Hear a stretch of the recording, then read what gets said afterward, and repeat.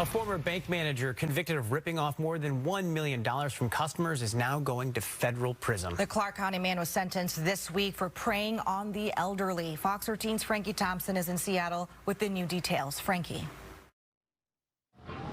U.S. attorneys say Brian Davey, the former branch manager, was specifically targeting people who were elderly, had disabilities, and spoke different languages. A federal judge sentenced him to more than 3 years in federal prison for taking money from customer accounts. The FBI has no tolerance for elder fraud. There's not a person in this building whose blood doesn't boil when they hear about a case like this. A case where U.S. attorneys of the Western District of Washington proved Brian Davey was stealing from his own customers.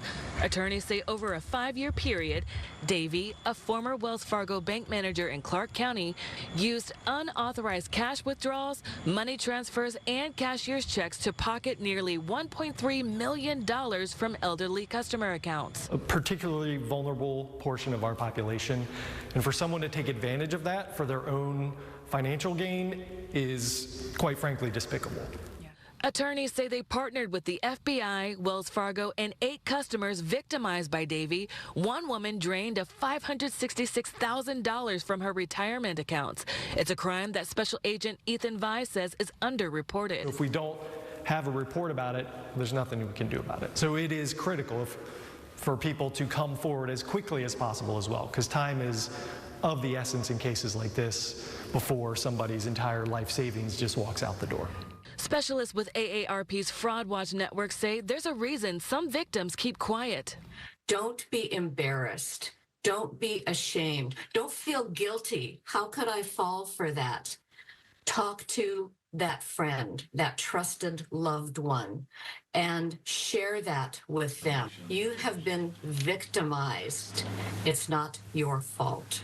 For those who have been preyed upon, Vise says to contact the bank first. They're the ones that can stop the bleeding, if you will, right? Because they're right there. They can change the accounts. They can change passwords for you. Next, report the fraud and theft to law enforcement or the FBI at ic3.gov so investigators can get to work immediately.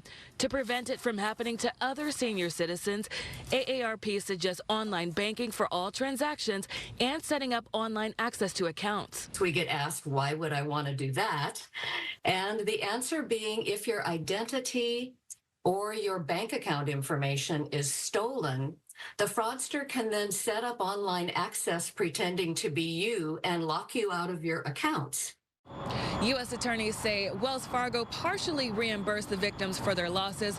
On March 18th, a federal judge will determine how much restitution Davey will owe. AARP hosts monthly virtual meetings for those who want to learn about recognizing fraud and how to protect themselves. We have a link to that on our website posted at fox13seattle.com. Reporting in Seattle, Frankie Thompson, Fox 13 News.